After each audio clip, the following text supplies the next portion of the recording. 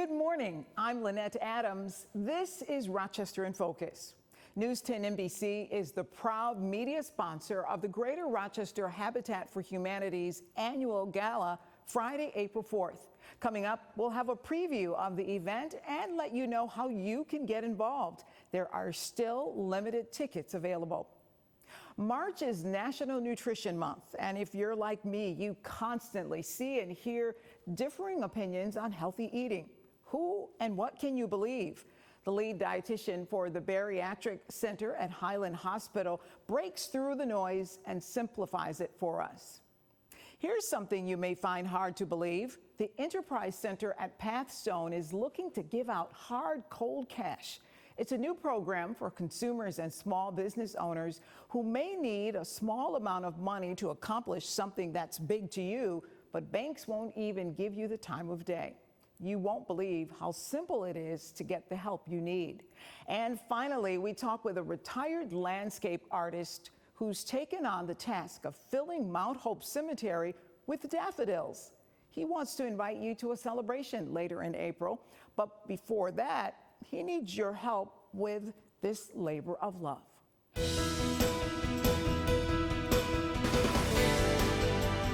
Today we're talking about the Greater Rochester Habitat for Humanity annual gala for 2025, and it's actually the third annual gala, and I'll explain why in just a moment. But joining me this morning to talk about this year's event, Jenna Wagner and Stephanie Gage, the co-chairs of this year's event. I know you're excited and ready to get this going. But tell us, this is the third annual. We've had galas before, but why is it the third annual? This is the third annual of the Tri-County merger of Wayne County, Ontario County, and Flower City Habitats merging together. And it's entitled Framing the Future. What is that all about? Well, we really like to feature the fact that we build homes for our partner families. We have lots of different programming to help the community, and if our families aren't ready for that home ownership and they need to work towards that, we have other programs, financial literacy, a homeward bound program, and this is our largest single fundraiser, and all of the money stays locally to help support those programs. And tell people, you know, with this money, what are you able to do for the community? Talk about the homes that you're building this year alone. This year we're scheduled to build around 24 homes in the Rochester and surrounding communities. This is our first time partnering with the City of Rochester on the Buy the Block program. So we'll be building in the Bull's Head neighborhood. So we're really excited about that opportunity, and we have a bunch of other partners in the surrounding communities that we're working on upcoming projects as well. So we're really excited about that. So let's talk about the gala. There are a couple things we want to just get out of the way. Are there any tickets left? Can people still get in? There are limited tickets left. If you're interested in attending, you can reach out to events@grhabitat.org. What are some of the things you need going into the gala? We're always grateful to take any donations and volunteers.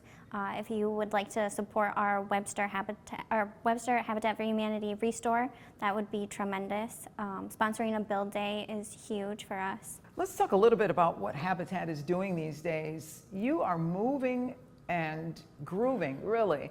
Yeah, so we have the opportunity for people to do a build day where you can come out with a group of your friends or people at your workplace and do a build day. We're, like Stephanie said, we're always taking donations at any of our 3 Restore locations. We're always looking for volunteers in all different capacities. We do a lot of things, like we have a kitchen demolition team. So say you're remodeling your kitchen and you don't need your cabinets anymore. Someone will come in, our team will come in, they'll take them down, and we'll be able to sell those at the Restore. So you have less cleanup and we have a good product to sell. And no cost to the homeowner. So give us a sense of what people can expect on the night of this event. Your wonderful colleagues, Deanna and Stacy, will be our MCs for the event. There will be the live auction, and there will be all of our silent auction items will be displayed at the event. We have a program that we go through that will have a call to the heart mission statement that Jenna alluded to earlier, that our family that has been involved volunteering for over 20 years will have a video that will be displayed, and then our homeowner that is featured will also be able to speak. Can you tell us just a little bit about the homeowner who will be featured that night? So our homeowner is a single mother. She is so grateful to be a part of our program, and we're happy to have her. Her son, unfortunately, at one point had lead poisoning due to the substandard housing that they were living in. So this is really just highlights the need for safe, affordable, clean housing and establishing that stable environment for her children. Yes, and that plays a big role in family success, right? Having a stable home. Absolutely. It definitely has been proven that there's a higher percentage of graduation rate from high school when you're living in a stable environment.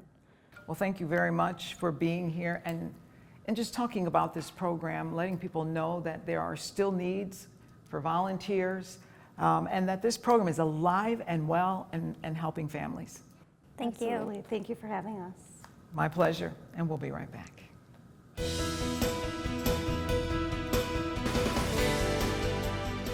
March is National Nutrition Month, and if you're like me, you have a million questions about food and nutrition and what you should be eating and what you shouldn't be eating.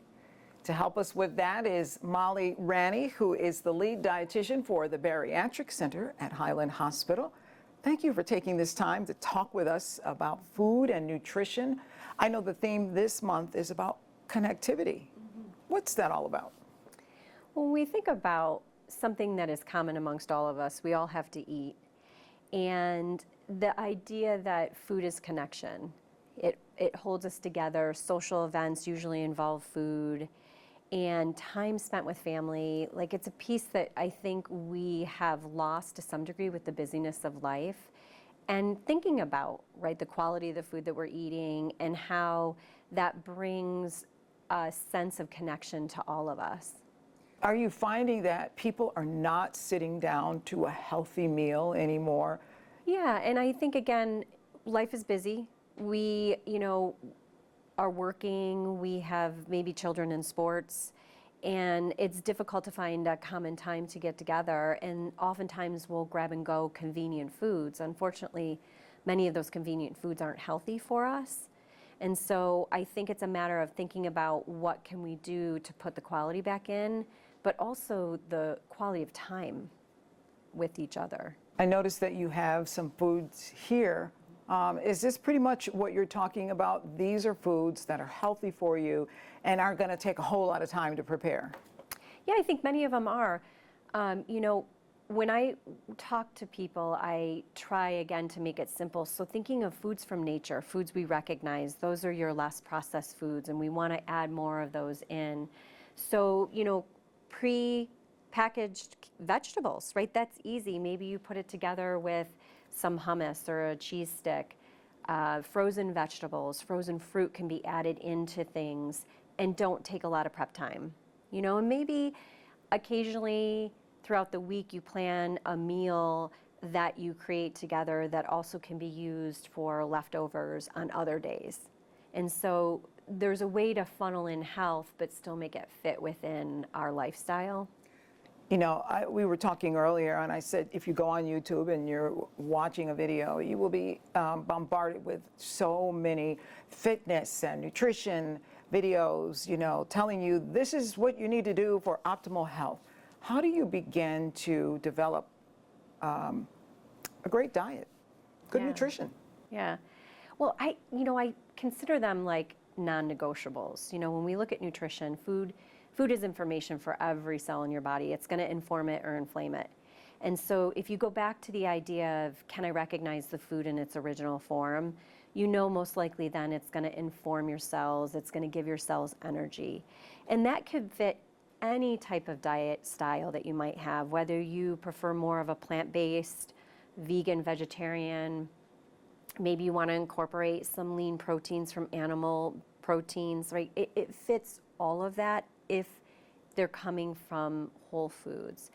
And so putting all of that together is a part of a leg of a stool, right? And then moving, I think we don't move enough. I mean, technology has made it so we don't have to.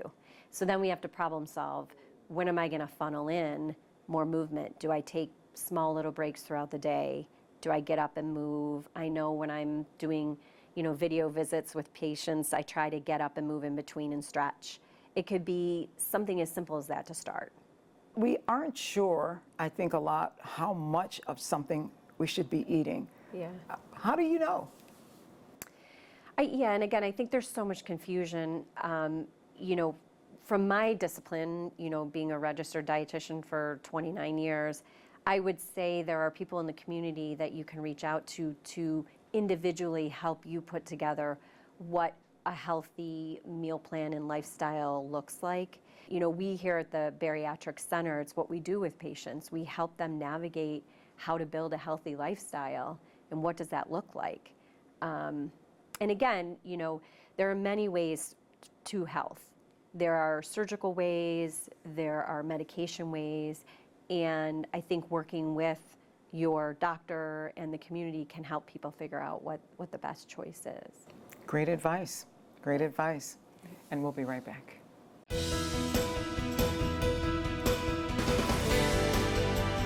Have you heard about the Enterprise Center at Pathstone? If you haven't, you may be missing out on a number of opportunities. And joining us to talk about the Enterprise Center is Jahada Zapata, who is the Deputy Director for Economic Development. It's so nice to have you, and I'm excited to hear about what the Enterprise Center has to offer citizens in Rochester. Yeah, thank you. So we do cover, New York State, really like the Western New York area, Buffalo, Rochester, Syracuse. We also have an office in Puerto Rico. But really, we wanted to get the word out about two of our programs that we have that, we're really just trying to get some buzz around. So one of them is the Step Up Small Dollar Loan Program. And what's exciting about that is while we usually focus on small businesses, with this, we've actually been able to extend into consumers. So this program basically, it's anywhere from $500 to $2,500 small dollar loan. And the benefit is that it's a quick turnaround time. It is a fixed interest rate of 11.5%. And there are no prepayment penalty fees, which is actually the same for all of our products. So this is great because on the consumer side, we're looking to help people maybe try and establish credit. So, maybe that in addition to like maybe if you have an emergency expense, right? Maybe, I don't know, you have to buy some tires and, that's a huge expense. But that may not necessarily be money that you have saved away, for that specific purpose. So with this particular loan, you can come and just let us know, like, hey, this is what I have going on. And then, we'll ask you for a few documents, those basically being, are you able to repay this, right? We want to make sure that we're not leaving you kind of high and dry. And so, we'll work through that and then you'll get a decision within about 2 to 3 days. So it's a pretty quick process. So who qualifies for this? Can anybody just walk in and get the money? But what would you need to qualify? Yeah, so on the consumer side, like I mentioned, we want to make sure that we're looking to see if, some pay stubs, make sure that you're actively working, or if you're on a fixed budget, just to see kind of what those numbers look like if you're receiving, maybe Social Security or something like that. And then, obviously you need to be at least 18 years of age. And that's, again, like on the part of establishing credit, you need to start somewhere, right? So maybe you want to take this money out because you want to get a secured credit card or just something to show that you're trying to build up your credit. That's exactly like what this particular loan is for on the consumer side. For the business, this is really great now that summer is kind of creeping into our area. Spring, but spring and summer. We all know that there's a ton of festivals that happen, and those festivals usually have some type of vending fees for these small business owners, which those amounts can really add up super quickly, right? So there's the fees, there's, inventory that you have to have on hand.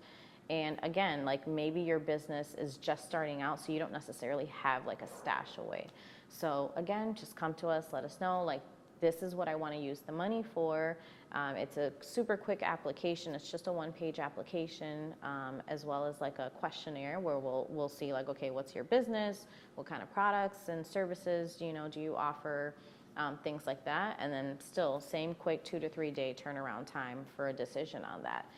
The benefit is also the monthly payments are really small. So the repayment term is about up to 36 months. And at that rate, if you took out the $2,500 loan, it's only about maybe an $84, $85 payment a month. So what if I don't have the best credit? It's not a one size fits all. So it really just depends on what's showing up. So if you have, let's say, some open collections or a charge off, that's something that we sit down and have a conversation with you about and say, okay, like let's get you on a plan. Let's either get you some credit counseling, or have you set up a payment plan to address that. And what we've seen is a lot of times people have some of these dings, but they're much older, and they kind of just didn't know what to do with them or how to fix it, really. They kind of feel like they're scarred for life. So we're trying to provide a bit of hope and say, it's not the end of the world. This happens to many people. Let's try and, put you on track so that you can kind of get out of this and move forward. We'll be right back.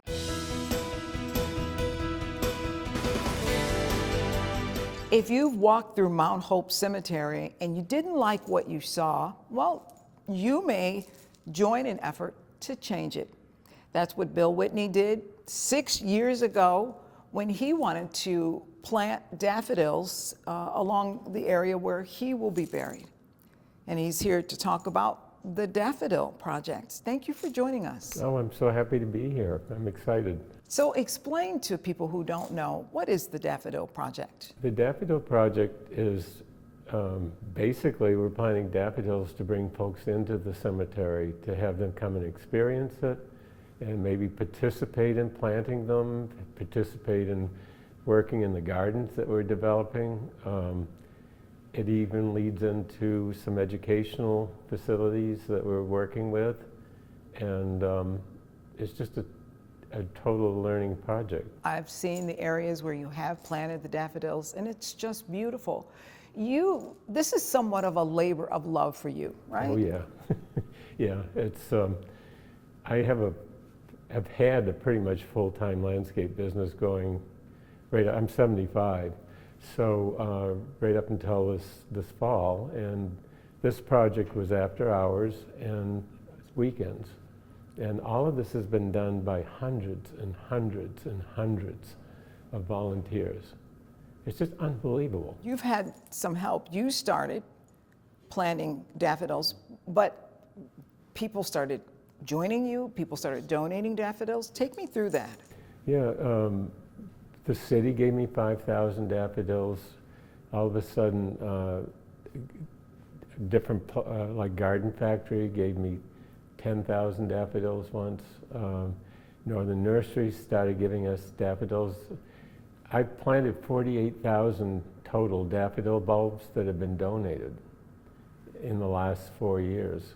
So, and they've all been planted with different groups, different people. People walking by stop, and all of a sudden they're working with us. It's just the most amazing thing. You've had a lot of school children as well, Oh, right? Yes. I mean, it's actually turned into a learning activity for Yes. students, right? Yes. We have Edison Tech folks, kids come over every Tuesday and Thursday all year long, and it has to be above 40 degrees. And so they're working, they've been working there, they're working today, and they're learning how to compost, they're learning how to work as a team. You see that guy over there? He's struggling, go help him. It's just, and so there's a group thing that's happening, and they're all learning something. One of the kids got hired, he put down that he worked for the Daffodil Project, and he got hired by the city.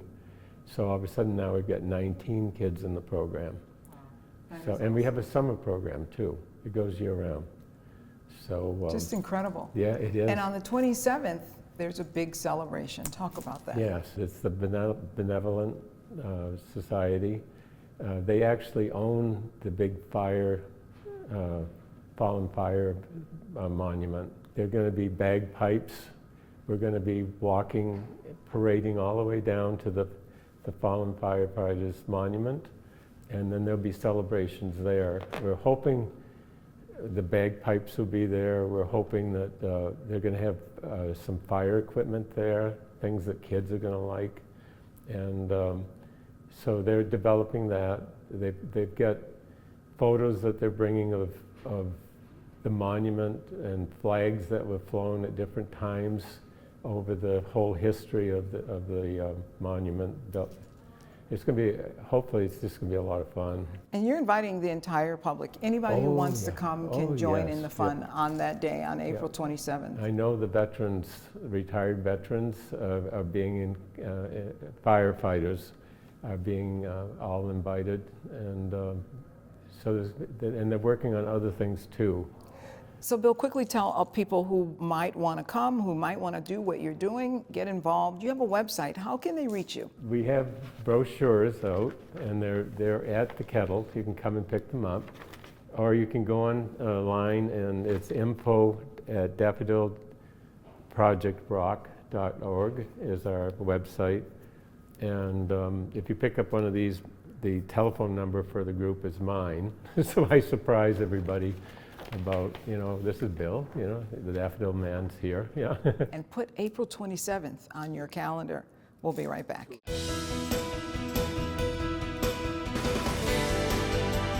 A big thank you to all of our guests today. If you would like to join us as a guest on Rochester in Focus, we'd love to hear from you. You can contact News 10 NBC at 232-1010 or email us at rif@whec.com. And that's all the time we have today. Until next Sunday morning, have a great week.